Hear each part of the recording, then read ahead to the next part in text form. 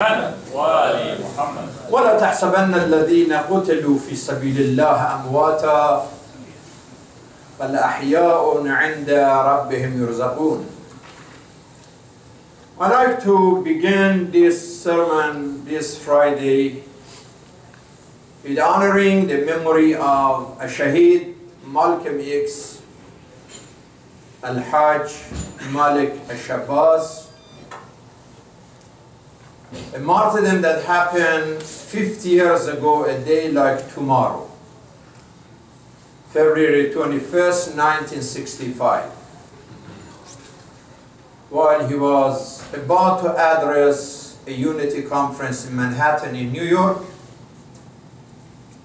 Three criminals, they approached the stage and shot him 21 gunshots.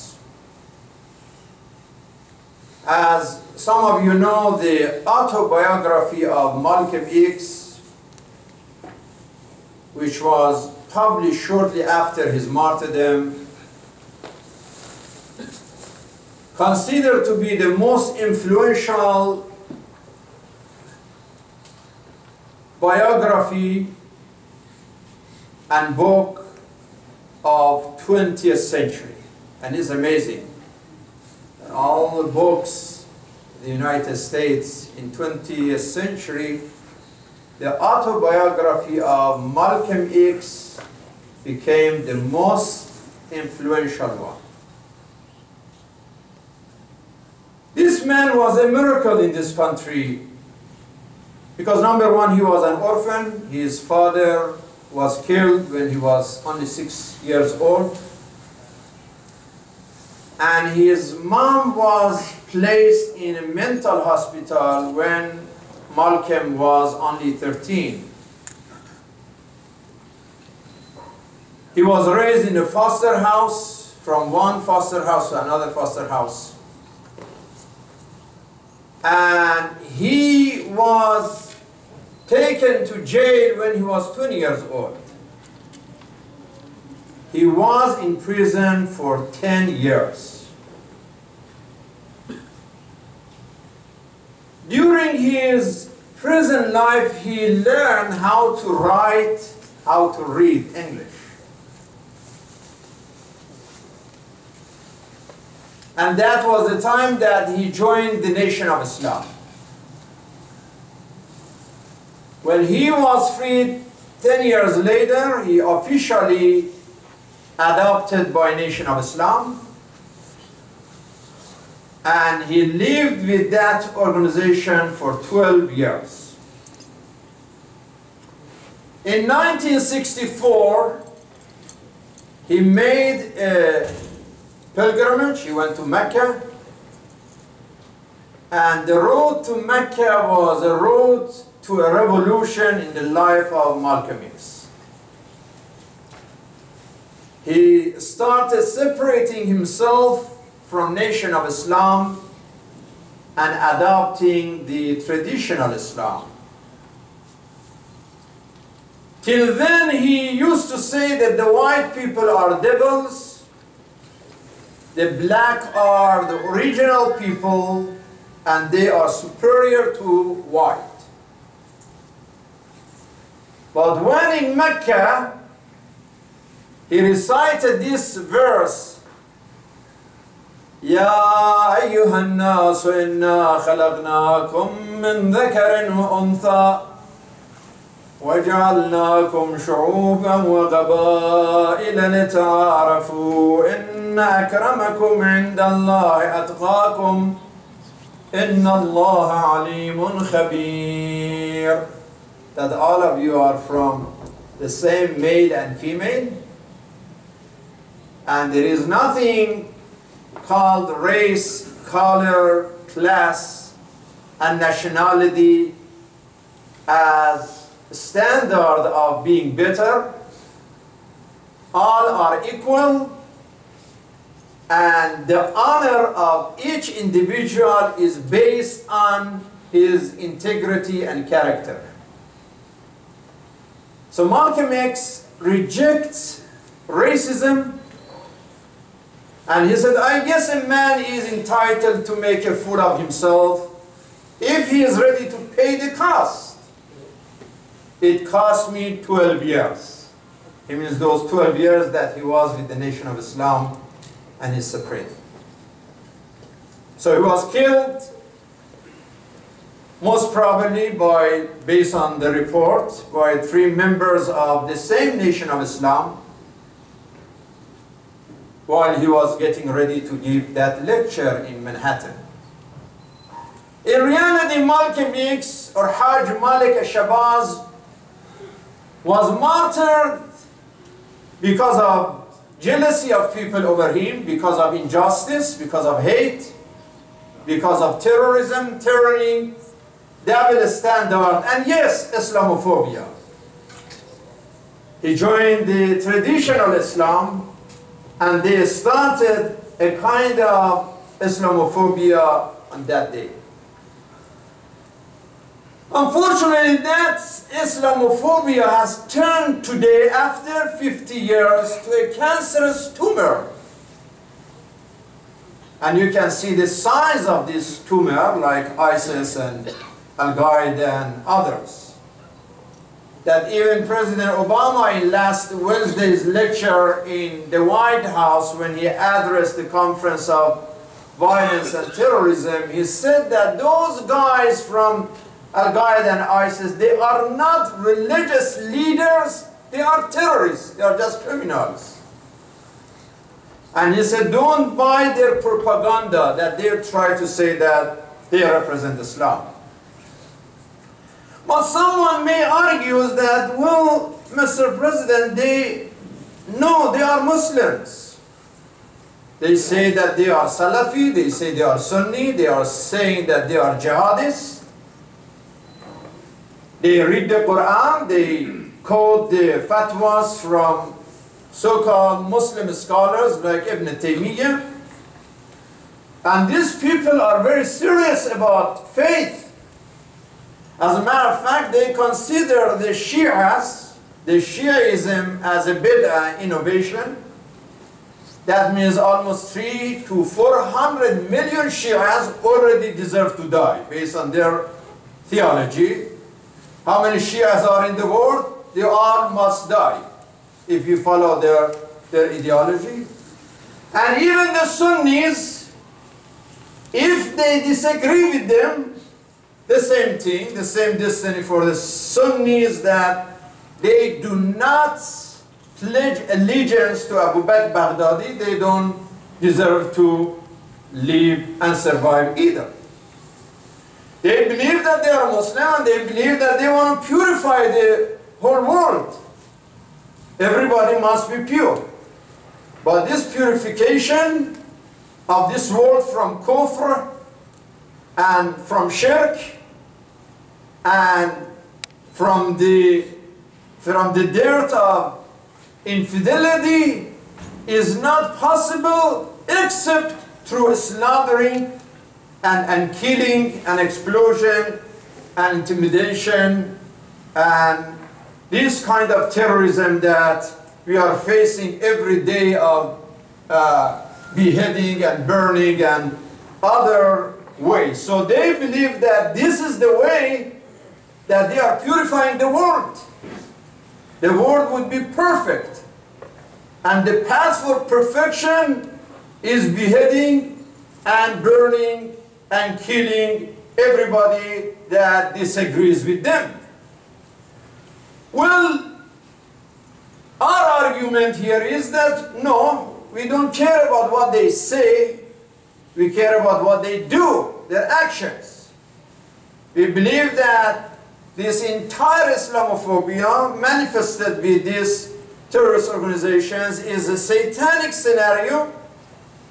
Even if they recite the Quran, even if they recite the hadith from the Prophet, just by quoting the Quran, quoting Prophet Muhammad, quoting Jesus, everybody can do this. Everybody can read a verse from the Quran, read a verse from the Bible, say a hadith from Prophet Muhammad, say a hadith from Isa, Jesus, peace be upon them all. But that is not acceptable, and that is not really make someone a religious leader or a Muslim leader just with the claim that they have. If Imam Hussein was there today, he would say, Inna lillahi wa inna ilayhi raji'un. إذ بليت الأمة بالراع مثل أبو بكر البغدادي. He would say like the same thing that he said about Yazid. And especially that sometimes we even doubt about these names. What is a real name? Abu Bakr al-Baghdadi is not a name, it's a kunya. What is the real name? There are some report that they are saying, well, his real name is Elliot Shaman. And some say that even Ibrahim ibn Awad ibn Ibrahim al-Badri al-Hussein, this is a fake name, this is not a real name.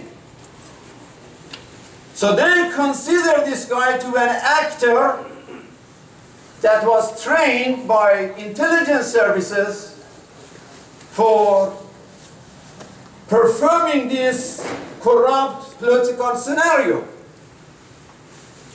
Now, if someone says that, who created all of this? How? How this nightmare came to the life of the Muslim Ummah? I mean, if you go by the statement of the Vice President Joe Biden, he said that the ISIS and Nusra and these terrorists, they were created by Saudi Arabia, Turkey, and United Arab Emirates. He said that, right?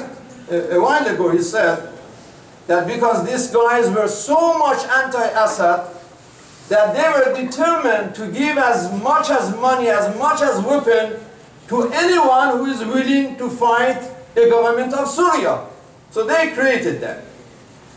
While we don't deny that these governments, they contributed to the crime against this ummah, but at the same time we should not ignore, Mr. Vice President, the mistakes in the foreign policies of our own country. The foreign policy that contributed to the promotion of this mess that we are witnessing in the Middle East. If you look at one of the documentary recently, ABC News, of the Saudi royal family lavish lifestyle, it's amazing. You can go online and click on ABC News Saudi royal family lifestyle. You can see this documentary that these people are amazing, that they don't care about all this blood and all this poverty and misery in the ummah. They don't care. Hopefully one day, as some lawmakers, they ask the president, they are going to release those 28 pages of 9/11 Commission that is not released yet. Information and indirectly speaks about the role of Saudis even in 9/11. If it was not directly, indirectly, the project, the money which was spent for that terrorist tragedy. So this tragedy exists, and yes, they are part of the problem, but another part of the problem is the United States foreign policy in the Middle East. Because if you're really serious about fighting these devils, why you need years and years and years? This is a matter of a month or 2 months. If you choose the right way, if you are on the same front of those honest, dignified people, don't you listen the voice of Sayyid al-Muqawamah, this man who deserved to be a world leader? The way he speaks, the way he tells the truth, that kind of direction and dignity and honesty and faith and determination and discipline can do the job. But while we see that the whole international decision is against that. There was something just recently in Washington Post that even somebody like Ahmad Mughni, he was killed in Damascus by the bomb that was built in North Carolina, the same area, District X, the same state. And that bomb was monitored and remotely controlled from Tel Aviv. And then Washington Post says that the CIA could call it off. It was involved, knew about that, but didn't do anything, didn't stop it, let it go. So if you are serious, why you are fighting those people who are serious in fighting against ISIS, Al-Qaeda, and Nusra, and other criminals? Brothers and sisters, when we are talking about Malcolm X, when we are talking about the history of Islamophobia, when we understand that this satanic political and military scenario in the Middle East with this terrorism, tyranny, is part of the same evil package, we should take the matter of Islamophobia very seriously. So it's not about that North Carolina. You hear about now Kruger, you hear about things on the street, that you cannot deny the existence of hate, the existence of hate crime, the existence of Islamophobia, the existence of terrorism exists. So what is there that we can do to save our kids and to save our community and to save this country? What is it that we should do? First, to recognize that the disease exists. And one way is to equip and arm our new generation with knowledge, with faith, to bring them to the masajid. Let them know that the culture of Islam is culture of love, culture of justice, culture of ethics, culture of education, culture of peace, culture of caring for creation, culture of unity and healing and harmony with other human beings. It is not culture of Al-Qaeda. That does not represent Islam. So this is one principle and one message of the masjid, that we need to come and we need to encourage our kids to come. It's not just for thawab, that when we are just 10 people in Salatul Jummah, Salatul Jama'ah, you cannot even measure the thawab, the reward of a salat. With 10 people participate, even the jinns and ants, the entire forces of the universe cannot really digest and measure the beauty, the blessing, and the reward of such congregation. There's a combination of 10 individuals, 10 musallin, men and women. But it's not only about the thawab, it's about the unity, it's about coming together, it's about sharing, it's about building your bridges of knowledge and understanding and sharing our information and our experience. This is about Salatul Jum'ah. And we should appreciate, you know, when you come to the masjid and everything is clean, everything is welcoming, everything is warm, everything is loving and friendly, then we appreciate that one day if you want to go to Civic Center and pray Jama'ah there, we have to pay $3,000 just for 1 hour and take our own carpet over there, and we cannot stay there after 1 hour. $3,000. And then we have all this masajid. We are open 24, I mean at least during the day, like for 15, 16 hours a day. And so welcoming the masjid, the auditorium, the bathroom, the madrasa, the classrooms for kids, for adults. And it's free. Sometimes the people come, there is like an osmo, they use the auditorium, they use the whole facility maybe for 1 week. At the end, if they give any donation, nobody says, oh, it's not enough. Why is this 300? Why is this 500? What is it 1,000? Nobody questioned that. So when we have these opportunities, why we don't use it? Why we don't appreciate it? Why we don't bring our kids on Sunday? That the class is available, the breakfast is available, the lecture is available, everywhere is clean. I was saying to some of our friends, I said, in situation in the community, please, let us just use the masajid that we have. Probably we don't need more masajid in such a small city like Dearborn. If you have money and if you are looking for more masjid, I was in Washington just last week. Let us make a masjid close to the White House and the Congress. You have money? Let's go there. Let's the money that we are going to use for another mosque in Dearborn or Dearborn Heights to take somewhere that one day even President Obama can come to Friday prayer, right? If it is close to the White House. In a situation we can really, you know that the activities that we at the House of Wisdom are doing, the outreach, the media, the interfaith, the interaction, if we do this activity somewhere in the middle of Washington, D.C., the whole world would know about that. But we are here like a village, like a small town, right?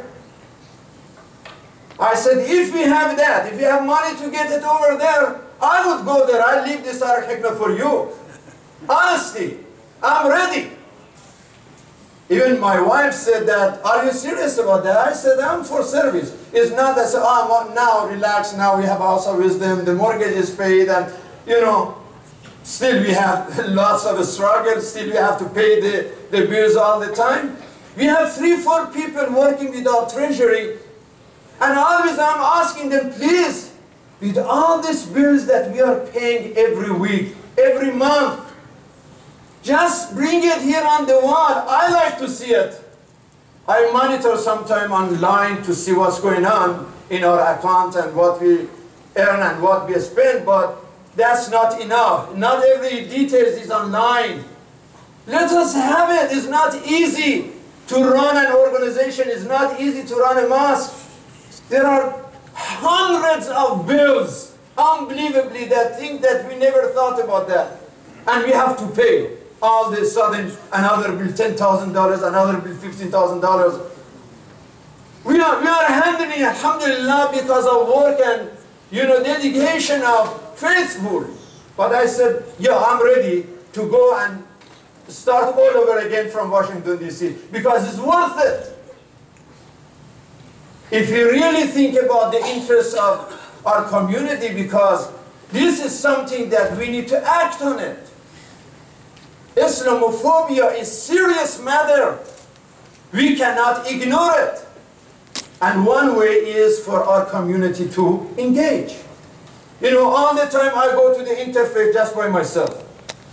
Or they come here and then visit me in the office here in the House of Wisdom. And always we have important discussion. We discuss how can we build relationship between Muslim community and other communities. We talk about improving understanding between Muslims and non-Muslims. How can we identify the common concerns of Muslims and non-Muslims? What are your concerns? What are our concerns? How can we determine the main issues of your community and our community? Let us discuss these matters and identify our challenges, our opportunities, and work together and make it easier for ourselves. Can you imagine if the community also get involved in this discussion?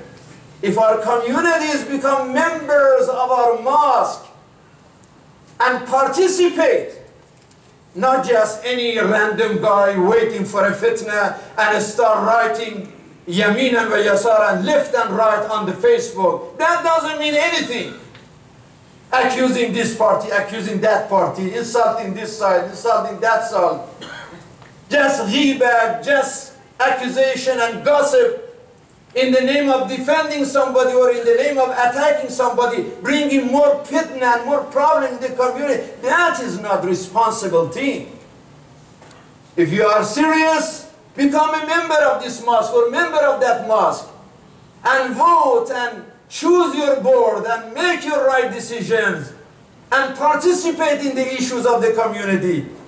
But if somebody just sitting there and doesn't take any responsibility, doesn't contribute anything, but just have a long tongue and talk too much about every issue, that cannot help anybody. It just hurts more than it is help anybody.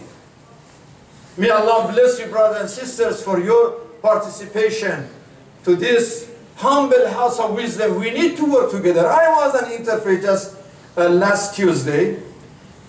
The church leaders here in Dearborn Heights, and I asked them, and I said that, first of all, they met to thank Islamic House of Wisdom for holding that service for Martin Luther King, and they said this was one of the best we remember, based on the quality, based on the speakers, based on the program, and also the reception.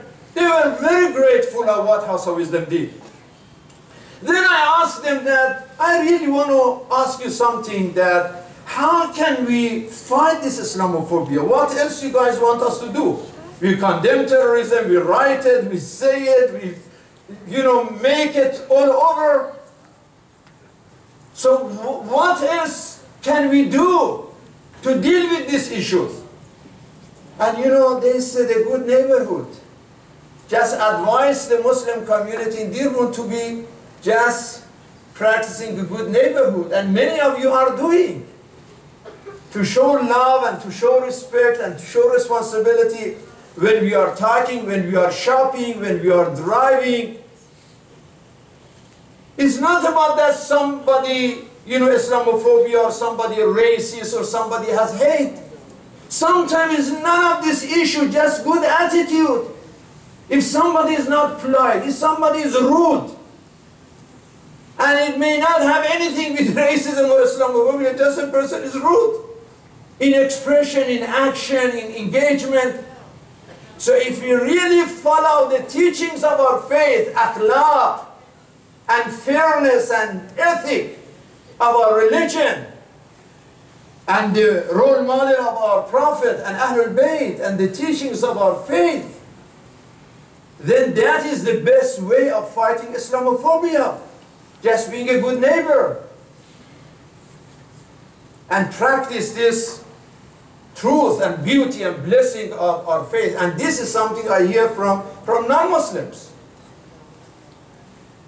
We ask Allah subhanahu wa ta'ala to help us in this crisis, which is serious against our faith all over the world, and help us to be the instruments of His love, instruments of justice, instruments of respect for human dignity and integrity. We pray to Allah subhanahu wa ta'ala to bless the soul of the martyrs, from Malcolm X, Al-Hajj Malik Shabazz, who was killed 50 years ago, a day like tomorrow, to the martyrs in Iraq, those who were burned, more than 40 people just recently close to Baghdad, and in Pakistan, in the masjid, and in Bahrain after 4 years of oppression and injustice against the people.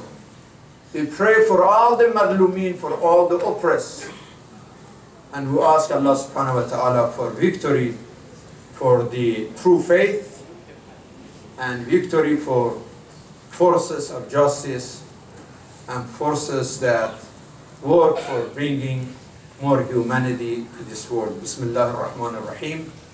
Al-Asra inna al-insana lafi khusr illa alladhina amanu wa amilu as-salihat wa tawasaw bil haqqi wa tawasaw bis sabr wa ila as-salati inna as-salata tanha 'anil fahsha'i wal munkar.